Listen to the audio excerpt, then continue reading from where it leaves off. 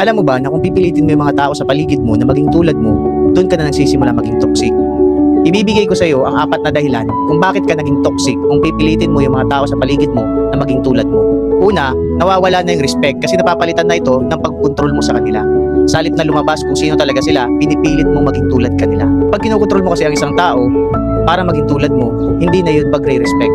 Pangalawa, nawawala na yung pagiging totoo nila sa sarili. Napipilitan na sila magpanggap para maging katulad mo, para magustuhan mo sila.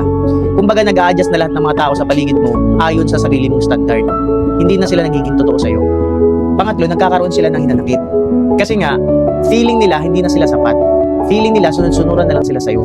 At naiipon yun ng naiipon, pero hindi sila makasalita. Panghuli, nagiging one-sided relationship ito kasi nga hindi siya mutual understanding. Ikaw lang yung nasusunod at lahat ng tao sa paligid mo nag-a-adjust ayon sa gusto mo. O diba grabe ka toxic dun? Kung gusto mo ng mga ganitong klaseng content, subscribe ka na sa YouTube channel ko at click mo na yung notification bell para mas updated ka sa lahat ng video na i-release natin. Hanggang sa muli, salamat!